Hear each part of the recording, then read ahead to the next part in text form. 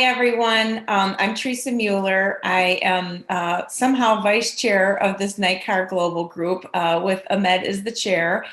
And today we will have Lisa presenting from NAR. She'll give a little bit of bio, but before she starts presenting, I just want to go through a couple of things. Next month, we have Mike Cobb that will be presenting for us, and he is going to talk about commercial offshore, the pitfalls and promises. So that will be a great event. Of course, if any of you have ideas for presenters to talk on commercial topics and global in nature, we're always welcome to hear what those ideas are.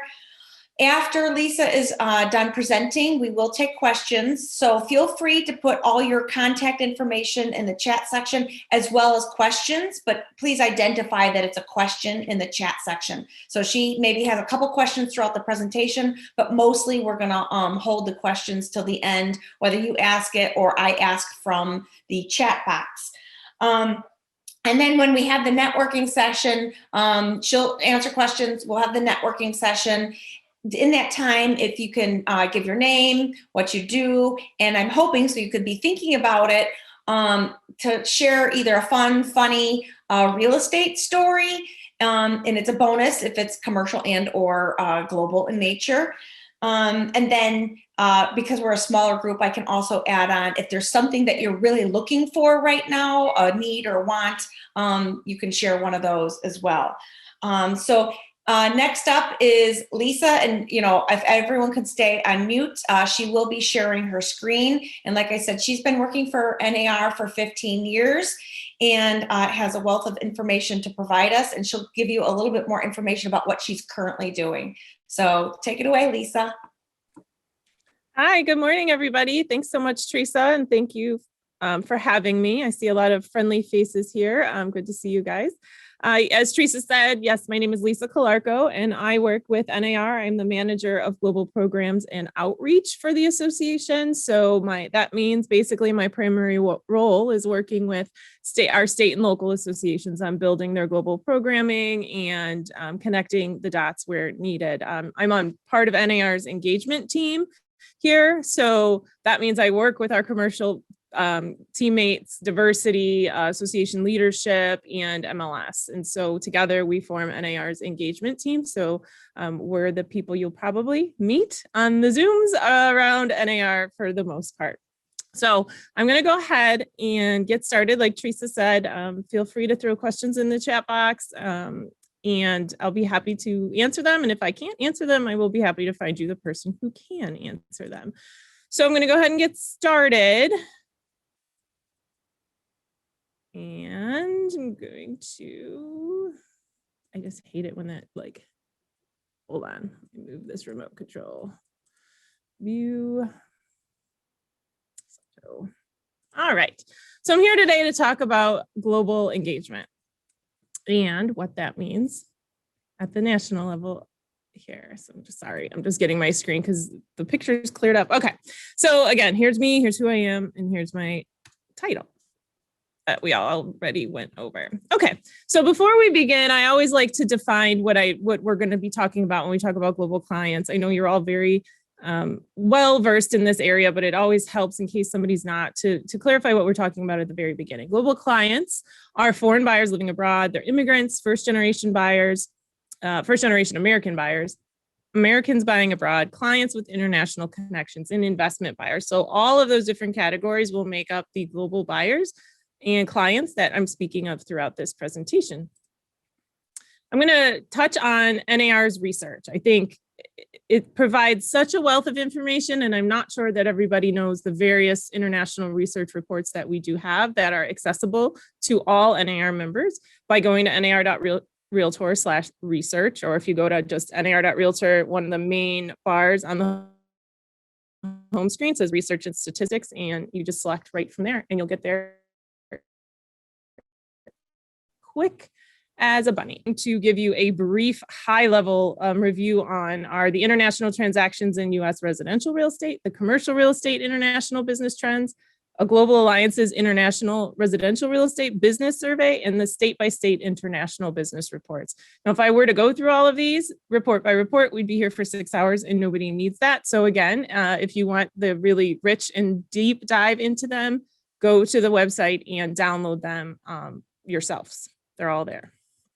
So we're going to start with the commercial international transactions. This report, the 2020 Commercial International Transaction Report, was data that we collected in January and February of 2020. So I'm sharing that with you because that is obviously data before the COVID lockdown started to hit here and everywhere around the world. So this shows foreign investment transactions of NAR commercial members of less than 2.5 million. This is what I'm going to be talking about. And then in addition to that, acquisitions of properties or portfolios of at least 2.5 million. Now included in this report also, the second half of it is the larger commercial transactions, which we partnered with Real Capital Analytics to get that data. So there's all of that. But since I'm talking to NAR members, I wanted to talk about the investment transactions that we asked you about in this report. So some of the highlights are that $4.3 billion of US commercial real estate was purchased by foreign buyers up to February 2020. That equated to 6,100 units of commercial properties, and 58% of those properties were all cash purchases. You can see where the top foreign buyers in the commercial market are coming from based on this report, and that was China, Mexico, Canada, or you can see in there, Argentina, India, Japan, and Spain. And where they're taking their dollars to purchase seems to be mostly Florida, Texas, Georgia, California, Iowa, Pennsylvania, Tennessee.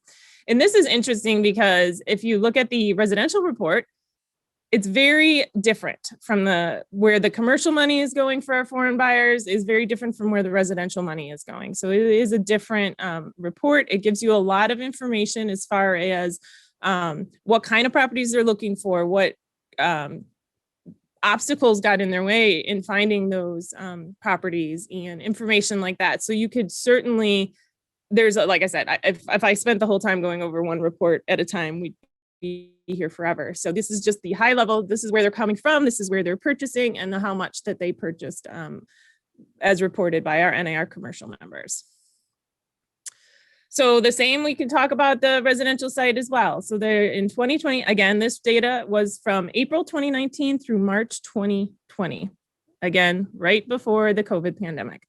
So this showed that we had a $74 billion of US residential real estate investment, which was equated to 154,000 properties, and 61% of those buyers were resident foreign buyers, which you well know is people who are new citizens of the US or have permanent legal status here in the United States. Just a different way to look at those top 5 states for those buyers. They came in with Florida, California, Texas, New York, and New Jersey in 2020. It'll be interesting to see where this goes, but so that's probably why I stumbled when I first said the commercial ones, because it's usually Florida, California, Texas is what we're used to on the residential side, but definitely a little different on the commercial side. Where are those top 5 investors coming from? China, Canada, Mexico, India, and Colombia. Interesting to note, Colombia came on the scene for the first time in 2020 in the 2020 report. It used to be held, that spot used to be held by the UK, and they've pulled back their investment in the United States in 2019 to 2020. So Colombia has begun pouring a lot of money into the United States, so they took that top spot. Again, you could see where they're investing, and I highlighted here for those of you in Illinois, Mexico, two of our top 5 foreign investment countries by country are investing in Illinois. So 5% of the $5.8 billion coming in from Mexico on the residential side is coming into Illinois. And the same 5% also from our Asian Indian investors is coming to Illinois.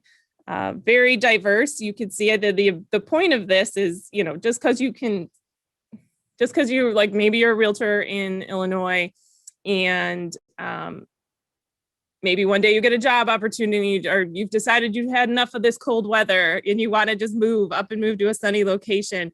If you move to a place like California, your foreign investors are going to look a lot different than the foreign investors you've been dealing with in Illinois. And so arming yourself with the knowledge and information for how to work with those certain different cultures and backgrounds and business transactions is going to be important. So I think it's always interesting to look at how diverse the investment is and where it's coming from and how that impacts you and your business and how you set up your knowledge base for continuing to be successful.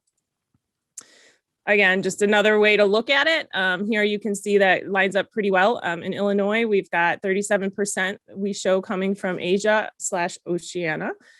So those are the Asian Indian buyers, Japanese, Thai, all of that. And Oceania would include Australia and New Zealand.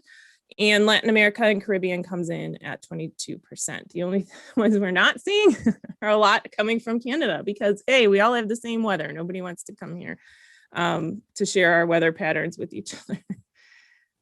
314,600 was the median purchase price of a domestic U.S. or of a foreign buyer compared to the domestic purchase price of a U.S. buyer.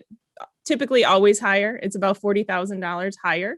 They are 48% of them purchased in a suburban area. Again, I think that calls to the 61% being resident foreign buyers. They are here, they are establishing themselves in the community, and they're looking in the suburbs instead of perhaps the urban areas.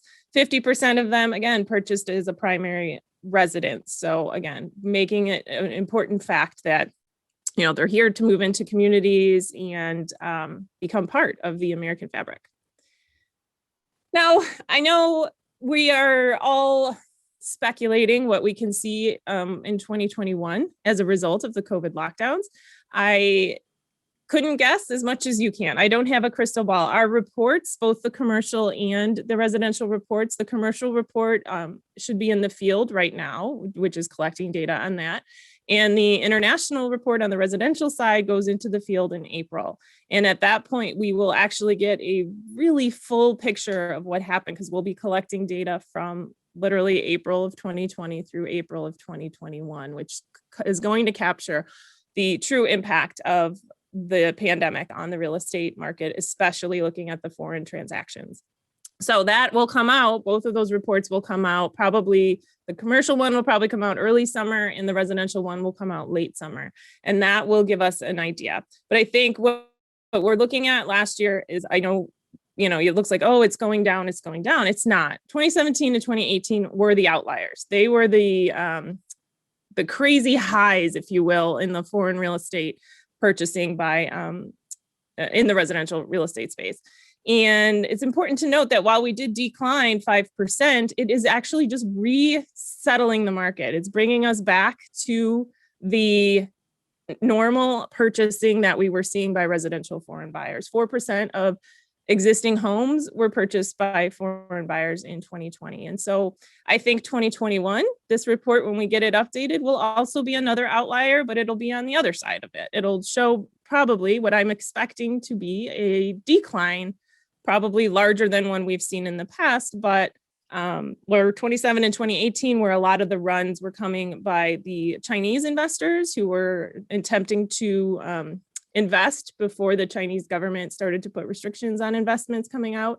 There was a huge run on investment here in the United States. And so obviously with the pandemic, with travel restrictions, with just global uncertainty of economics, I'm sure we'll see a pullback in the residential side. I mean, that's what I'm expecting. I could be wrong. It could remain somewhat normal. We will all have to wait and see. I think you get nowhere by speculating. So I just wanted to give everybody a heads up that, well, in 2020, it looked like we were declining. If you look over the years past, it's actually just returning to a normal. This 2017 and 2018 will always probably be the biggest outliers we have in these reports.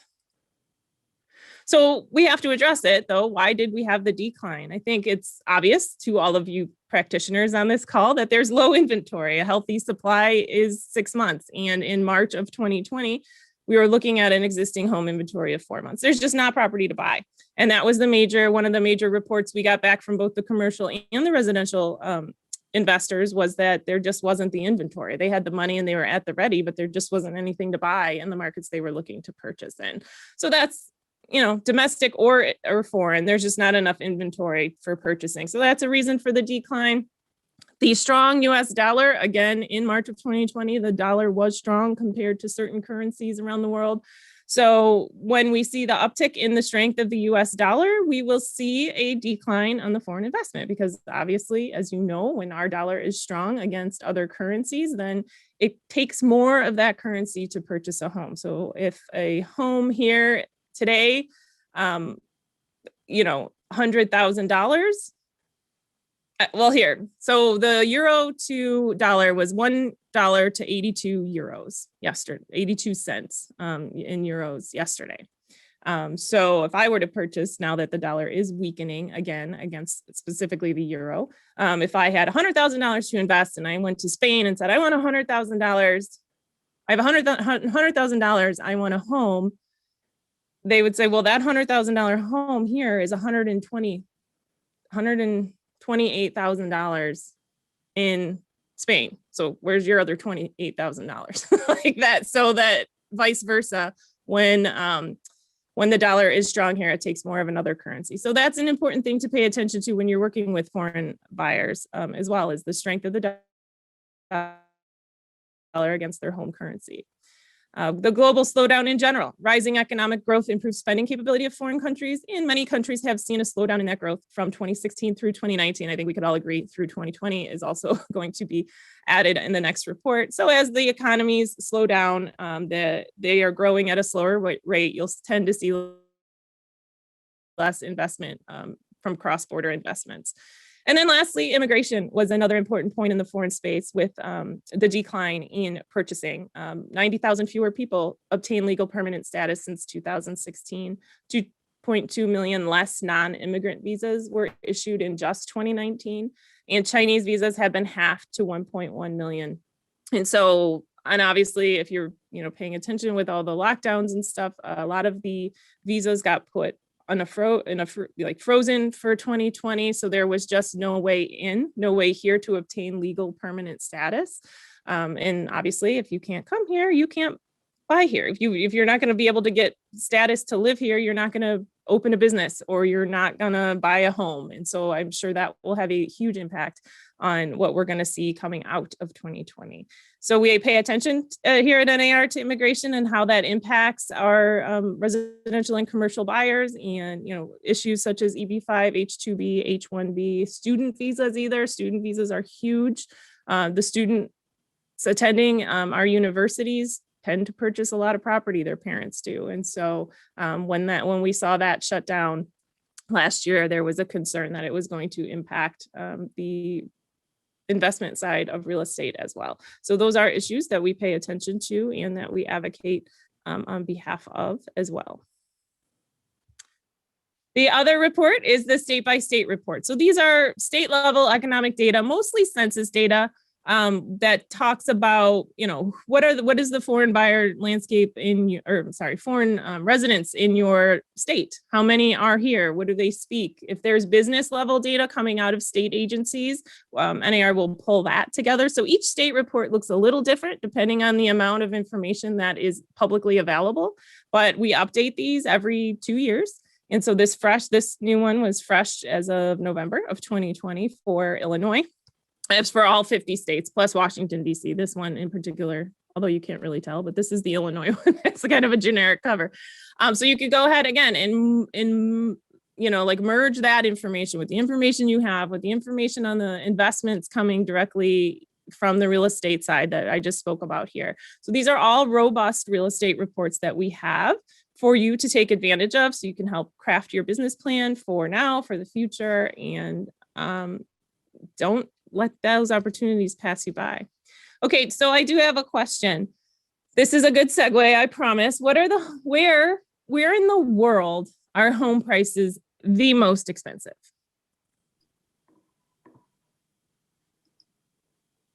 Well, I would have formally said if it was US, like San Francisco, New York City formally, or abroad, maybe like Tokyo or I don't know what it is currently because San Francisco is not the same market it was a year and a half ago. Yeah. And same thing with New York City. Prices are way down in New York City than where they were, a year and a half ago. Okay. Anybody else have a guess? San Francisco. Okay. All right. So the home prices were okay. So Teresa, to be fair, this is from the last time. So 2019, this is coming from 2019, 2020. So home prices are the most expensive in Hong Kong Island, where the price is $28,570 per square meter. So a 120 square meter residence in Hong Kong would cost a buyer $3.4 million. The closest US city, and so the most expensive metro in the United States, is San Jose, Santa Clara in the Silicon Valley. And that it comes in at $88,070 per square meter. So that's $20,000 per square meter less for a 120 square meter residence. So I can invest in a residence in Hong Kong for 3.4 million, or I can get that same residence here in the United States in our most expensive metro for $968,000. And I think this is just always important because, like you said, San Francisco, New York, we're Chicagoans and we're like, oh, that sounds so expensive. But everywhere else around the world is crazy expensive. So when you're somebody who's looking to invest in a safe and secure real estate market that is backed, that is guaranteed, your investment, won't be just taken from you. The United States does make a lot of sense. I could probably invest in 3 properties here before I can even invest in one, for example, in Hong Kong Island. But the most expensive metro in the United States comes in the list at number 12. So there's 11 cities around the world that are way more expensive than Santa Clara County in California. So I think that is a good segue to our final report that we can share with you. We just released this in January, so it is fresh and hot off the presses. So this is our Global Alliances International Residential Real Estate Business Survey. So we sent this over to over 3,500 members of our bilateral partners around the world. And it is a really cool interactive results, the way they laid that out. So if you go to this report on NAR.realtor/research, it is an interactive result based by country. So we have 14 different countries we have this kind of information for. So where are their top foreign buyers coming from? So if I'm helping a client who wants to relocate to Spain, where are their top buyers coming from? Their top buyers are coming from France, but the United States is their number 3 top foreign buyer. Where are they looking for that property? So maybe you're working with an investor who's like, okay, I've been working with you here, but I also want to buy something in Spain. Where do I even start? Well, it seems that a lot of people, go to Madrid and Barcelona. What's the average price? How do you get financing? What kind of property are they looking for? And what is the intended use? It really is basically the survey we do here in the United States, but from other countries. So it's really interesting. It gives you a nice 360-degree view of what's happening around the world when it comes to real estate, the prices, and where we sit in the U.S. with those, with our prices and with our ways of helping our foreign clients. So I highly recommend you take a look at that one as well. All right, so those are the 4 main research reports, and again, go take a look at them. There's way more to them than I just set the table. I'm literally just cracking that door open a little bit for you to know what's out there to look at. But there are definitely opportunities for you. I know, again, the uncertainty of what COVID has done, especially to the commercial market. And I'm sure there will be an impact on the foreign side of the residential market. I know before we started, we were talking about all these house sales and how the market is so hot and all of that. And that's awesome. And that's great. But I think it's probably going to be a slightly different story when it comes to the international buyers for 2020 and 2021. But there's opportunities out there. So your foreign buyers who purchased when our dollar was weak, they may consider cashing out when it's strong. Do you know who those sellers were? Do you want to reach out to them? I don't know if anybody was out here, but Teresa was saying oh, now's the time for me to sell. Now is the time also perhaps for some of your foreign investors to sell some of their commercial property or residential property. So are you making that part of your plan? I think education is a huge opportunity. We'll talk a little bit more about the education offerings that NAR has in this space, but with less inventory and clearly less foreign buyers, now is the time to make sure you have the knowledge and skills necessary to help the specialized needs of these clients. So the pool's getting a little smaller, but how do you stand head and shoulders above? Are you educating yourselves? You're all here today. You're participating in an event like this. You're getting more education about, perhaps what NAR offers, what we're seeing in the landscape. There's ways for you to say, no, I'm, aside from my experiential requirements, which are super important, I also am involved. I have the education, I have the networking. I am networking with other international real estate experts in the United States and around the world to be able to provide your clients with contacts. So, like I said, if you have a client who's looking to relocate to Spain, or heck, even relocate from Illinois to Texas, do you have that connection? But they're still a foreign client, right? So they were your foreign buyer, and they're like, okay, I'm going to sell. I've had enough of, the northern climates. I want to go south, take my money, move my business. It's just going to be better down south. But they're still a foreign buyer, foreign seller. So do you have the networking opportunities and wherewithal to connect with other international experts in the United States or around the world? I think that while these lockdowns haven't been easy, they've also given us all the opportunity to jump on meetings like this. I know a lot of the global councils around the United States have been hosting all kinds of networking and opportunities to connect, again, across the United States with each other. Are you taking advantage of those when able? I know you're all working very, very hard lately to keep your businesses running, but taking an hour to just pop on a call is a lot easier than saying, I'm going to fly to Boston to be a participant in their global day or whatever was the case prior to 2020 in order to build a network. So I have referrals, in the East Coast, West Coast, whatever. So while we're all kind of still in lockdowns, if you haven't jumped on a lot of these, I really suggest you make that a priority as well. And then, of course, being involved in your community. And I say that to the association as well as to the members. Again, 60% of foreign buyers were recent immigrants who reside in the United States for work or as students. They are part of your local community. Are you working your community to make sure that it's bigger and broader than we think? I'm involved in my community with things through my kids and whatnot, but there's a whole other side to the community that if I was in particular business and I would want to make sure, well, is there a welcome center for new residents? Is there a welcome center for residents from outside of the United States? And how can I connect that as an agent or as a association? Is there a welcome event I can sponsor? Is there a back to school event for international students? Because, they're in community colleges and they're in, obviously major universities, and we have plenty of those in the Chicagoland area. So a lot of our associations will do a welcome, participate in like buying pizza for the international students as part of their welcome back kind of onto campus. Again, I know once COVID is over, these are things to keep in mind and think about. Uh-oh. Really? Okay. Anyway, I think I hit back. Okay. So I just want to talk for just a second here about NAR's global support and how we can help you as a member.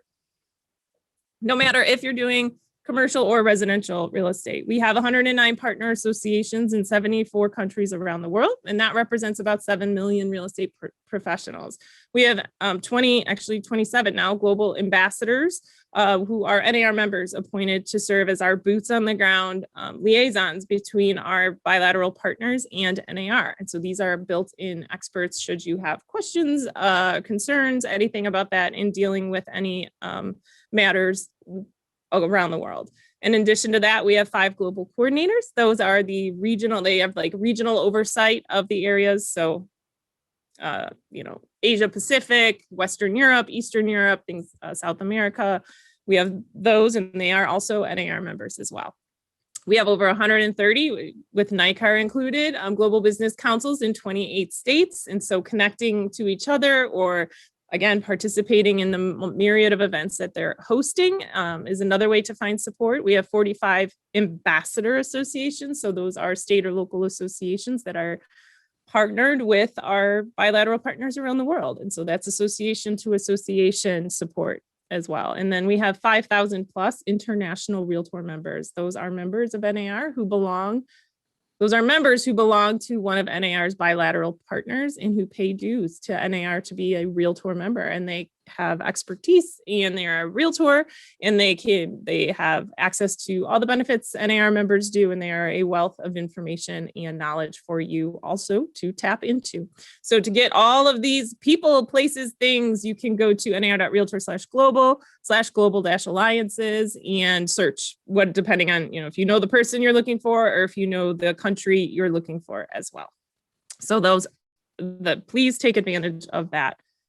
You could also find the international Realtor members if you just go to Find a Realtor on NAR into the directories, the member directories, and just search by country right there. It's just that easy. NAR also has collected and put together real estate practices around the world. And this is a resource for general guidelines on real estate practices in countries all around the world. And the information was provided to us by those bilateral, or as we call them, cooperating association partners. So they're coming from, if you will, the NAR of their country. Information, general information, they were all asked the same questions. So it's all the same questions. It's not, tell us something. It's here's what we want to know. So again, information to help you assist your clients or to help you understand where your clients are coming from when they may or may not understand, what exclusive representation is, because it doesn't happen in other countries. Not what are commission fees, but who pays the commission fees. And it's different. It's different all around the world. And I think being able to assist your clients in understanding the differences will help you, again, become that trusted real estate expert. So those, again, are all on our nar.realtor/global. And you could search by country there as well. And we have when they were last updated. So they're pretty recent information for you to rely on in the global real estate space. And it's, again, real estate, it's not just on residential. It's just how is real estate practiced around the world.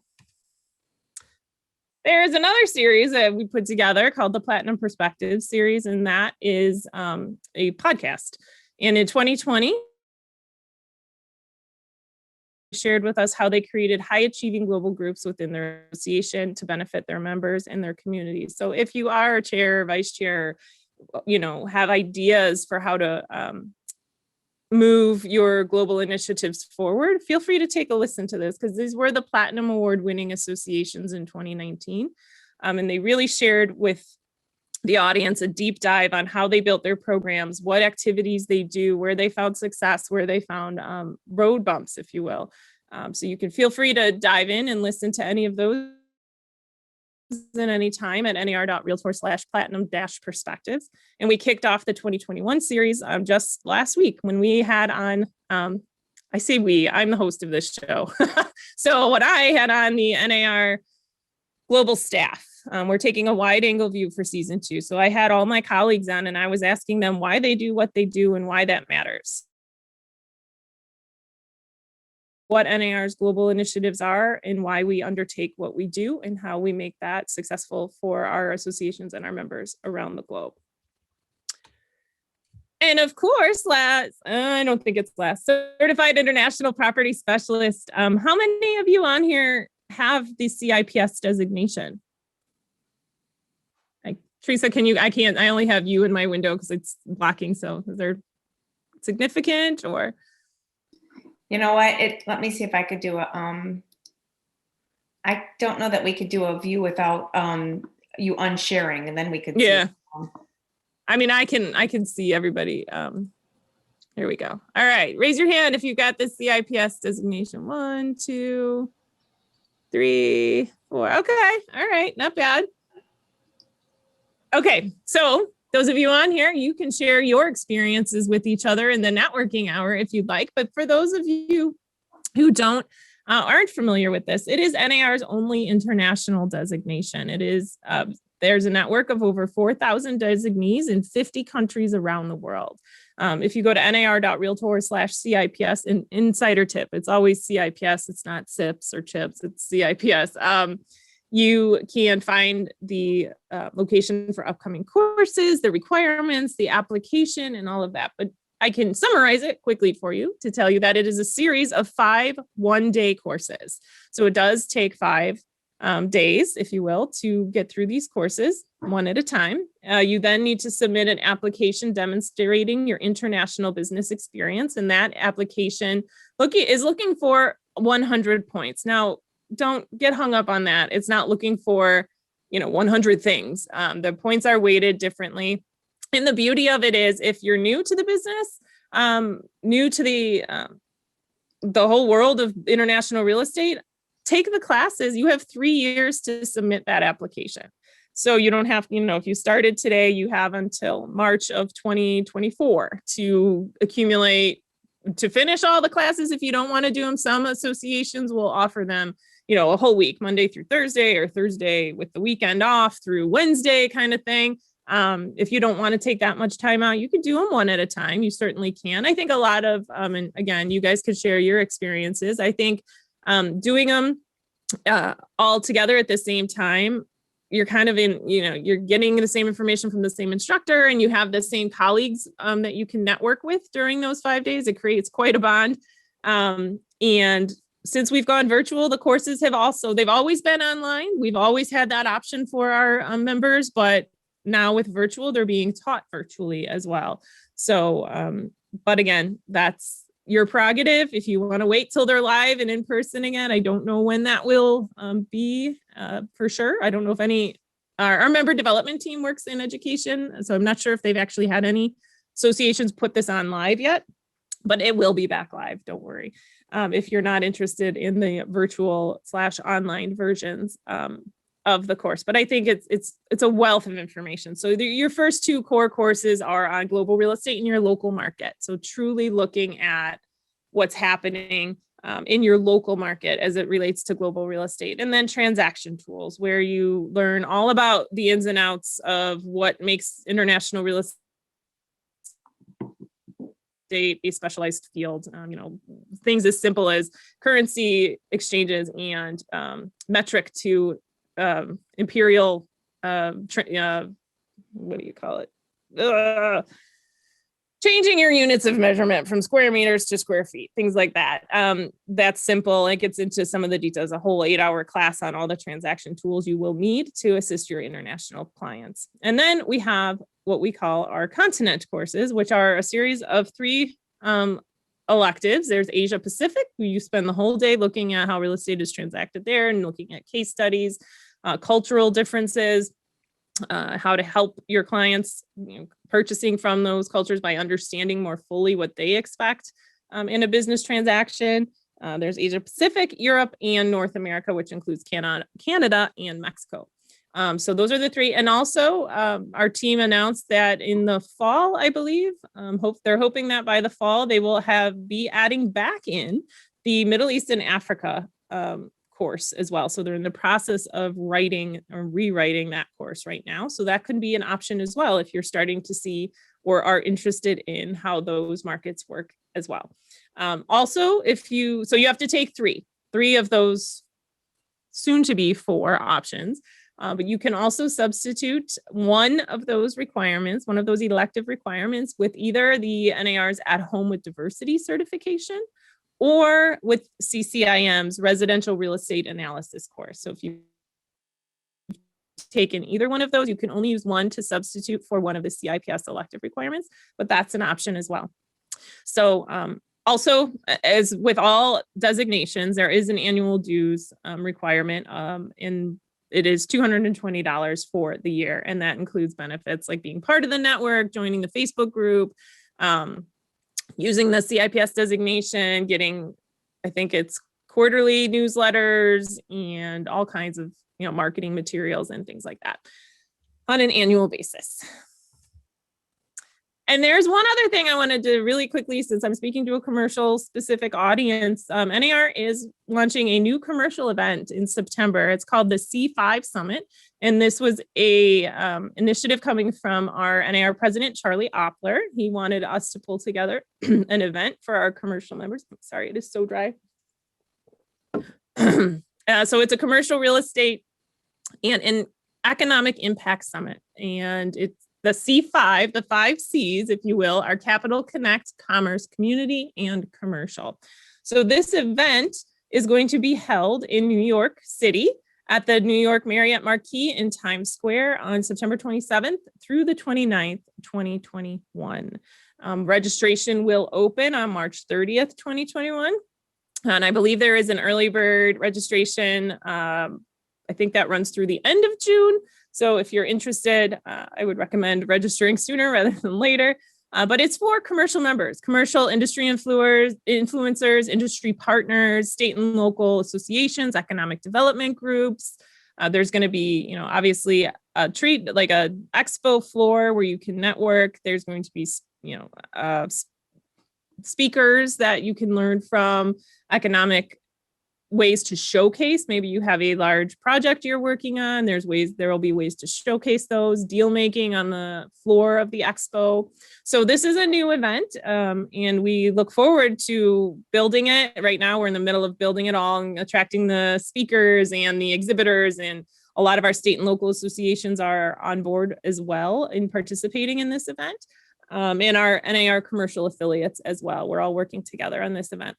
If you want there's sponsorship opportunities. There's all kinds of, information for everybody on our website at nicr.realtor/events. And then you could go to the C5 Summit. If you have any questions about, as a commercial member, should you attend? I think you should, if you're comfortable going in September of 2021. So that'll be the inaugural one. Of course, obviously, we hope this is a success, and we will continue doing this in the future for this specific market segment. All right, so that is what I have to share with you today. I can stop sharing if you like, Teresa. There we go. Okay, great. Thank you very much, Lisa. So if you have any questions, I will, Victoria, if you're there, I see that you asked a question, and if you can maybe give some context, because she said, when does the report go out to our bilateral partners? Are you there, Victoria? You're on mute.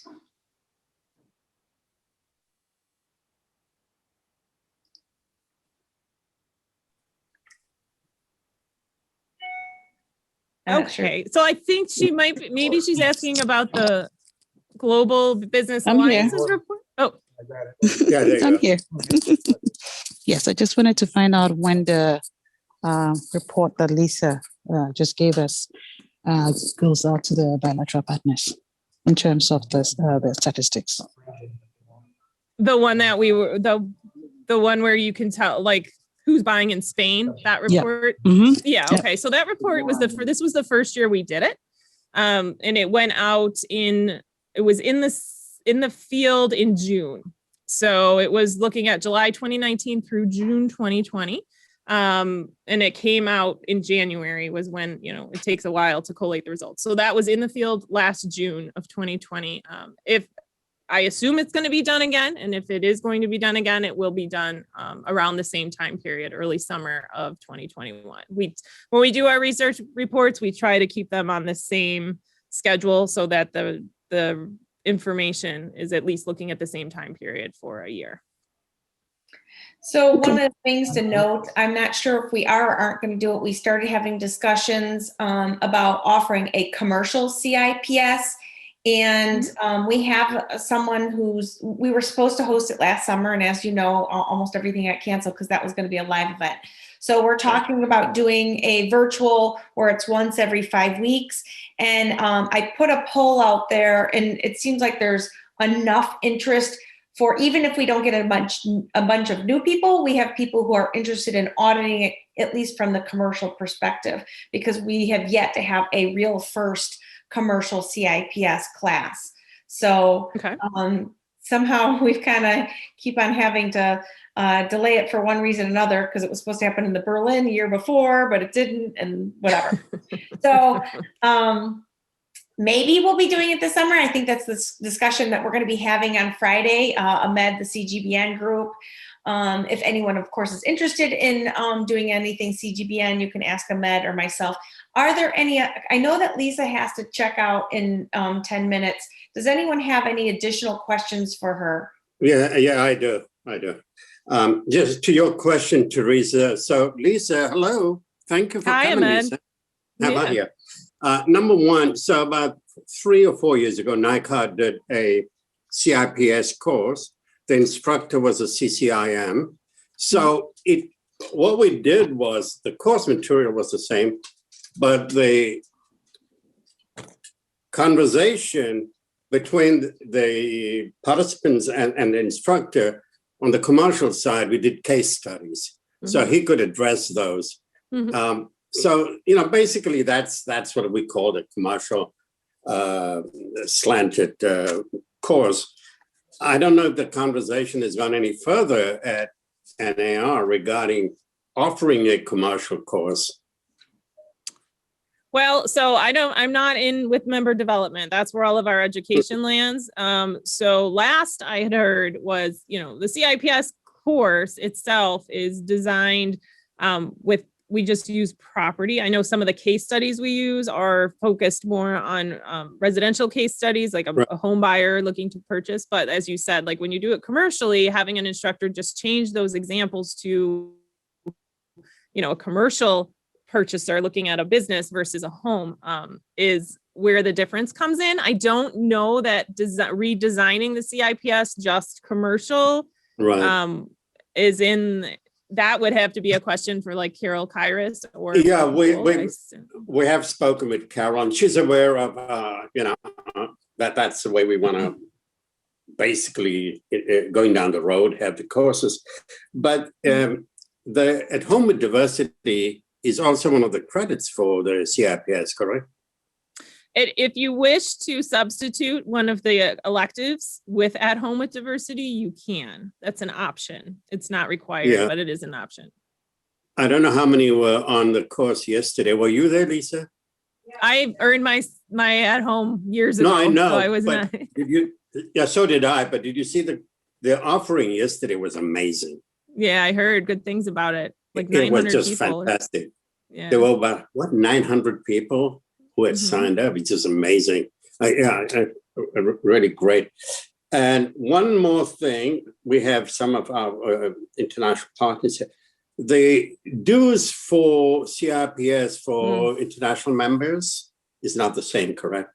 Yes, there is a different structure to that, Ahmed. And again, I know there is, but I do not know. They changed that all after I left. But it is, I believe it's a one-time, it's a larger upfront fee, if you will, instead of the annual renewals that are US and Canadian. I think US and Canadian are on the same annual, but everybody, if you've earned it outside the United States, it's a higher upfront cost to keep that without having to renew it annually. Okay, all right, thank you. Again, if you go to nar.realtor, if you're not from the United States, if you go to nar.realtor/CIPS, all of that information will be there right at your fingertips. Right. Thank you, Lisa. No, thank you. Any other questions for Lisa? Well, thank you. I have a question. I have a question on the chat. It's on the chat. I don't see anything other than about the bilateral partners, Victoria. Oh, the CIPS class in Africa. I'm not sure what your question is. It when it's going to be hosted? So I think she's interested in the CIPS for the elective course I was speaking about, the new one they're going to do on Africa once they re-add it into the curriculum, correct? Yes, correct. Yeah. So I believe, like I said, the member development team is currently working on it, and their hopes are to get it out probably, I would assume, probably around our annual conference if they're gonna launch it in perhaps November at the latest. But that will be, again, one of the elective options you can take if you're interested in that class. They may be offering it, I don't know, to current designees. I'm not sure how they're handling that, but I do know that they are reviving that course. It was a course a long time ago. It's gone off the curriculum and now it's coming back on. I was asking if we could do that in Africa. Oh, to do it in Africa? Yeah, I would reach out again to Carol or Julie and discuss. I mean, Ahmed, right? Ahmed, are you the global Yeah, ambassador? So work with them as far as working with the partners that exist down there and getting that license and getting the course put on. That would be a conversation with Ahmed and our member development team on how to Vicky, October may be a good It time. certainly is and has. And Exactly, that's what I was thinking. great. Yeah, the CIPS course is put on all around the world. So again, if you're a traveler or if you're not from the United States, we do put it on all around the world when our bilateral partners work together with our. Thank you, Lisa. Staff. You're welcome, Victoria. All right. If there are no other questions for Lisa, we will start we have a small group, so we can do a few different things with the networking. So Lisa, I know at some point you have to hop off, so it's fine. We understand. Did you want to be part? Did you want to go first in the networking? No, I'm good. I think I've spoken way too long, so you guys have at it. So what I would like is each person, and I'll say who it is and then who's up on deck, your name, where you're from, what you do.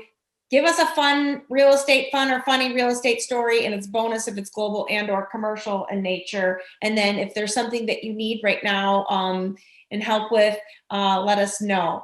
So Ed, are you paying attention? You want to go first, and then Samara, you go next. Good, morning, everybody. I guess I'm the only one from Texas on this meeting, so I appreciate the invite, Teresa. Always happy to connect with other global committees, as I'm involved with 4 or 5 global committees myself. 2020, I was chair of the NAR's Diamond Award winning Global Committee at the Houston Association of Realtors. I serve as the Global Ambassador for Central America at the Austin Board of Realtors. I'm heavily involved on the Global Committee here locally where I live at Metrotex, and not a chair yet, as I sit on the board of directors, so that's not allowed just yet. So I have to roll off the board of directors to go chair that one, but eventually that probably happens.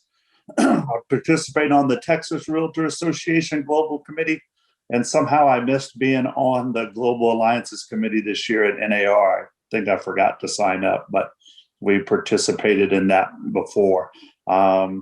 I am this year NAR CIPS mentor, so I'm actually meeting a new mentee, I guess, here in about an hour.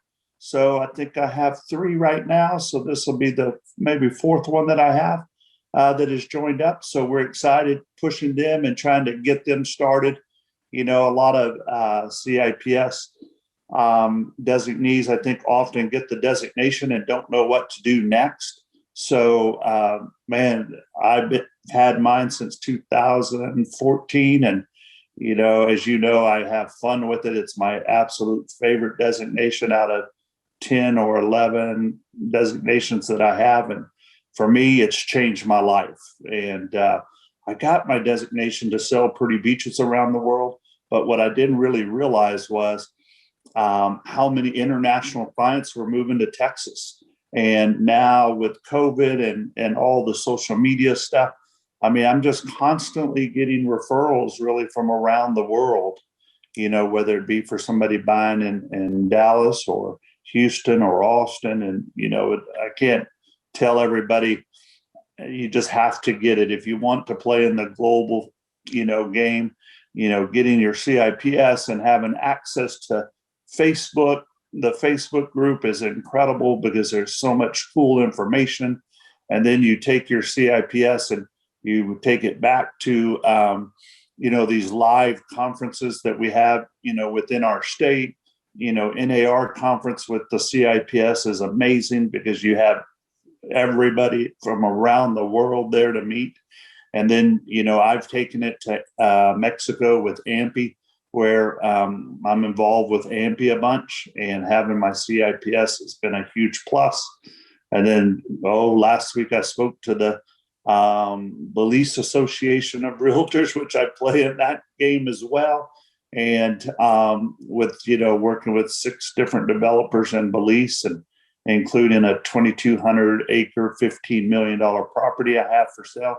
And none of this would have been possible without getting my CIPS and without getting involved in these associations and going to conferences and traveling. I mean, it's just opened up some really fun opportunities. And I'll end it. I know I've spoke probably longer than you wanted, but I'll end it, I guess with really 2 fun stories, one being that just recently I hosted a bunch of former NFL football players down in Mexico with their wives and girlfriends. And we do that often, showing them real estate. And then at the same time, if you go onto our website and you watch our Super Bowl party, we've hosted 3 Super Bowl parties where we market developments. We've done it every time from Mexico, but our Super Bowl parties are the most exclusive parties at the Super Bowl. My last Super Bowl, Lady Gaga was there, Bruno Mars, Zach Brown, Kenny Chesney, the CEO or the commissioner of the NFL, both teams. Hannity from Fox News was at our party, A-Rod. And if you watch the video, you will see Vice President Mike Pence flew in to our party in Air Force Two. So kind of a fun deal. And if I can help any of y'all, reach out to me. I'm easy to find if you just catch up with me. So thanks a bunch. Cool. So Samira next, and then Moyne, if you can go, that would be great. Hey, Teresa. Hey, everyone. This is Samira Easton. I'm in Venice, Florida right now. Beautiful, sunny Florida. I am the NAR 2021 Global Ambassador to Belgium and the Netherlands this year. I'm very excited about this role because it is the first time that most of the European global ambassadors are actually also European citizens. So I'm one of the few people that has 3 citizenships. I'm American, Italian, and Lebanese. Although I don't use my Lebanese passport. I was born in Beirut. I've lived in Lebanon, Saudi Arabia, Libya, Italy for 25 years, moved back to the US in 2009. And real estate is just the last of a whole series of different and interesting careers I've had. I love being a member of NAR and being an international global real estate advisor. Right now, I'm with Premier Sotheby's in the Sarasota region. I want to, with my new role this year, I've been connecting a lot of people. So this is what my role is going to be this year, to really strengthen the relationships between our global ambassador associations. For Belgium, it is the Osceola or the Oscar Real Estate Association. And for the Netherlands, it is Metrotex based in Dallas as the ambassador association. So I'm looking forward to working with these associations and the different real estate associations in the Netherlands and in the Belgium, and there are many. So it's going to be a very exciting year. I do want to offer a fun fact. Maybe people don't know about this, but most European countries, with the exception of Romania, do not have an MLS. So that's kind of crazy. And one of NAR's, let's say, goals is to provide more NAR classes in these countries and to help them set up MLS systems in their countries. So that's it. Hope you're all staying healthy and safe. Thank you, Samira. So next, I put the line up in the chat, but Moyne, then Victoria. Hi, my name is Moin Haq, and I'm at Chicago, Illinois, and I'm part of Coldwell Banker Commercial NRT. And I am very few Coldwell Banker brokers who are allowed to do both residential and commercial because of my past experience with a lot of real estate transactions. I mean, I'm the top agent in my brokerage company at Oak Brook, and I do a lot of commercial. And I was part of NICAR in the past, then got very busy. And then I thought I was missing out the party. So and a fun. So I rejoined NICAR just recently, and I have done some international transaction. I have sold several properties in Pakistan, in Dubai, and then I got approached by several developers in India. And then a lot of people in Dubai, they want their property to be sold in the United States. So I'm working on those. And I just heard that you guys gonna be focusing on Middle East from CIPS standpoint. So I look forward to that course, and looking forward to this committee. Thank you, Okay. Moin. Thank you. So next up is Victoria, then Dr. Mustafa. Hi, good morning, everyone. My name is Victoria Sampa. I am in Chicago. I'm an independent agent and managing broker of Abri Consult. I have been in real estate for about 18 years now. And I am originally from Ghana, West Africa. And that's the reason why I asked Lisa about when we're having a CIPS class in Ghana, in Africa, actually. Ghana is actually hosting a 10-year anniversary and a convention and expo for the association, which is a bilateral partner to NICAR. So I wanted to find out if we could use the opportunity to host a CIPS class. I used to be, I am actually not used to be, I am actually the past President's liaison to Ghana, President's liaison to Ghana between 2016 and Ahmed, is it 2019 when you took over? Yes, but I'm excited to be here. I've done a lot of global, commercial, and residential real estate. And Ahmed invited me to this meeting, and I think it's the right place for me. And I will keep coming to this meeting. Thank you so much. Thank you, Victoria. So Dr. Mustafa and then Bruce after that. And if you can unmute yourself, Doc. Thank Okay, how's that? Perfect. Yes, I'm Dr. William Mustafa. My doctor's degree is in mediation, conflict resolution. Ooh, I need you for a tenant landlord issue right now. Oh, okay. Thank you very much. However, I specialize in multifamily.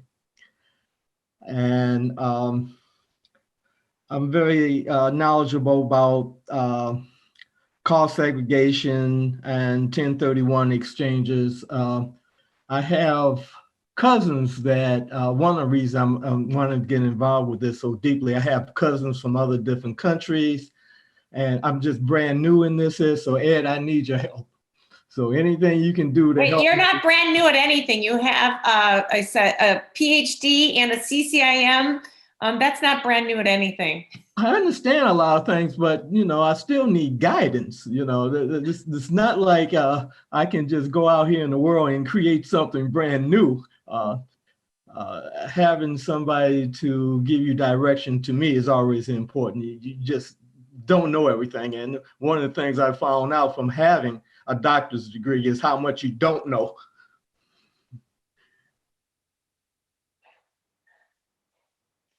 So do you have any fun stories to share with us, Dr. Mustafa? Oh, no, no, nothing really fun to talk about.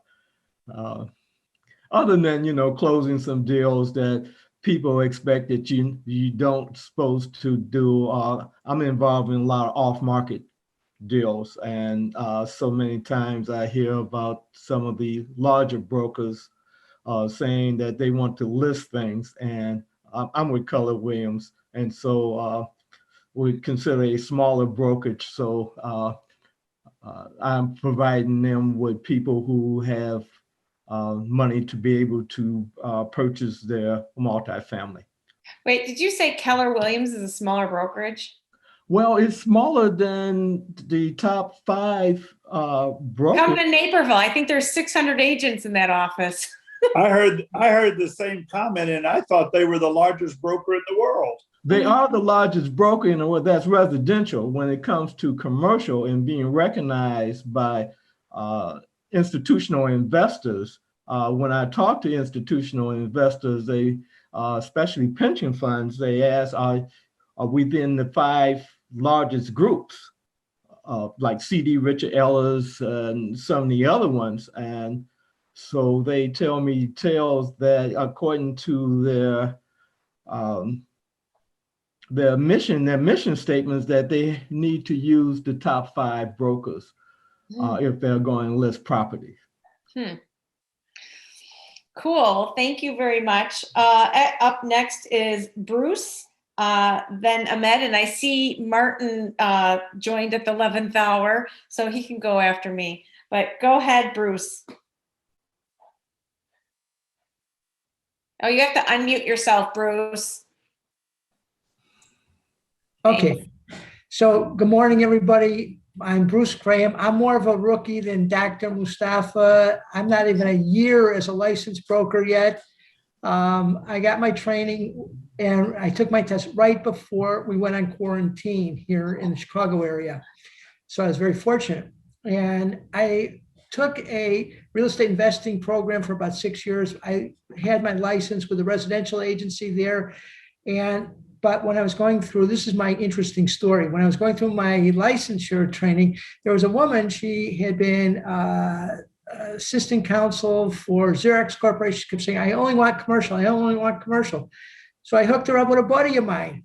She interviewed, he offered her a job, and she declined because she wanted to be around her child and the office was too far away. So then he said to me, maybe you could help me. For 40 years, I've been a licensed private detective. So he said, I'm working on an interesting deal and you might like it. We have a client. When I say we, I now located my license with him. And it was only because I was trying to network her over there. So we have very wealthy clients, both individuals and companies. And one of them is a railroad company, privately held railroad company funded by a foreign bank. And we've been looking for assets for them to buy. And I think we're going to close our first one next week. And then we have a series of other deals that we've been working on too. I know Evie Caprell for 28 years. Her husband and I were attached at the hip in a leadership training program. And he said he could have been far more successful if he wasn't attached to me. So, and he's right. You know, Tom is really a great guy and Evie's great too. So I was so excited when I found out that I came from Main Street to NICAR and that Evie was here. So thank you all for letting me be a part of your group. Thank you very much, Bruce. Ahmed next, me, then Martin. And Ahmed, you only have a few minutes, so don't talk until tomorrow. You're on mute, Ahmed. You're still on mute, Ahmed. Okay. Well, can you go with Marty and Evie, and then I'll be at the end. Okay, go Marty. Go ahead, Martin. I'm putting you on the spot. You show up, you gotta talk. Yeah. Right? The problem is what topic am I talking about since I have what? Oh, you want to know what content we're sharing? Yeah, I could talk 53 years in this business. I could talk about a lot of concepts. Okay, what's your most embarrassing story ever? Oh, that's not what we were asking. I got about 20 of those. Then you probably don't get embarrassed at anything anymore. No, not at my age. No. So we're saying who we are, where we're from, what we do, sharing a funny story, and hope it's an extra credit if it has commercial or global involved, and then if you have a need or want that you need to fulfill. The easiest way to describe me is I've been doing this. Oh shit! Excuse my French. I actually started my 54th year today. Oh, wow. What? Yeah. I'm surprised you count anymore. So no, I have my fingers I use. Sometimes I need my toes. But in the whole 53 years, I think the one thing that I think we're all seeing but don't want to admit is that we're going through a massive restructuring of how we're doing things. It's very difficult to get the clients to realize that what they thought value was is not value today. Value is predicated on use, and then it's predicated on the paranoia of the lenders. So we could go into hours. You know, since I teach, I'm rewriting some courses. It's fun. Let me tell you, it's very challenging. And I really enjoy mentoring the younger people in the commercial end. I would go to jail. I think all you guys would know if I tried to sell a house. I would screw it up so bad. But very complicated financing and restructuring deals I'm very used to. So I apologize for being late. I was couldn't get off a conference Zoom call. I hate these Zoom things. So Ahmed, you want to go ahead now that you're unmuted? Thank you. My name is Ahmed Badat. I've been since '86 member of NICAR, been in the practice. It's 30 years this year that I was one of 9 members from Illinois, and there was the rest of them. They were part of the first international group at NICAR called the International Section of NICAR in 1991. That was prior to the global and the CIPS and everything else that came into being. I chair the CGBN, this particular group, also the global ambassador to Ghana and South Africa, 2 associations, South Africa. And just want to say something about Victoria. Vicky is a very good friend of mine. She was a past global ambassador to Ghana, but she has a great story. She's the founder of GRAPA, which is the Ghana Real Estate Professional Association. Took it right from its very concept to its completion, and having a bill passed in the Ghanaian parliament, the first real estate bill. And I had the pleasure of sitting through on Saturday for 3 hours where that bill was read through the group. Absolutely fantastic. She has to basically write a book on this because it is a footprint for any other organization anywhere in the world that wants to start a real estate association organization. And not only that, she's also established an MLS there. Ed, I recognize you. You and I are both on the mentor program because I recognize you. I said, I know this man from somewhere. Good to meet you. And Samira, she's also a global ambassador like I am. And then Marty. Just had to go, by the way. Okay. Thank you, everybody. Thank you for coming, and it's great networking. Evie, you want to say something? I want to say something. Well, introduce Evie, please. Evie, do you want to say something? Oh, of course. Thank you, everyone, for being here. Always a pleasure to meet people that I talk to on the phone or email, because I send out a lot of those emails. And so thank you for being here. NICAR, of course, if you're interested, we'd love to have you a member if you're not already. We have great benefits and some great programming coming up this year. So thank you all for being here. Thank you.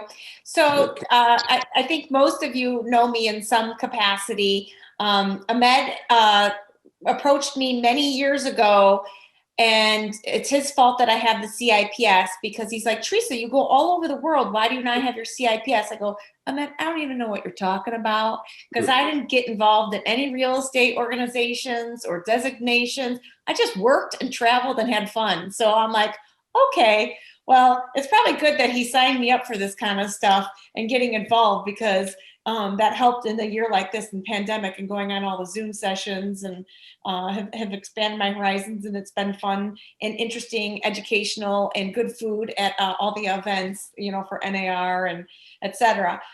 So Ahmed and I live only like a few miles apart, and I sell commercial real estate. I have my own brokerage, and I have been selling real estate for 2 decades. But one of my fun commercial global type stories is, right after I got the CIPS, I was managing a property and the owners were out of Australia. So I'm having to figure that out, timing, et cetera, and talking to them and logistics. So owners there, I rented it for a few years, but then they wanted to sell it because they got a divorce, the owners. And I wound up selling it to a guy from India who lived in Hong Kong. So it was the most like international transaction. So really the only people at the closing were the attorney and myself. But that was kind of my segue right into the international side. And since I was managing the property, the commercial side. So I love when I have those fun opportunities to kind of put it all together, even if everyone's not here in my Naper Thrill area. What was the other thing? So I wasn't kidding that I definitely need a mediator because I have an issue between a tenant and a landlord right now, and they're copying me, and I don't really want to mediate this. I'm a marketer, right? Like I don't want to do that. So that was not a kid. And so we have in NICAR, we have multiple other events. So I'm hoping you guys come back because we are going to have commercial/global presenters throughout the rest of the year. We just started this series.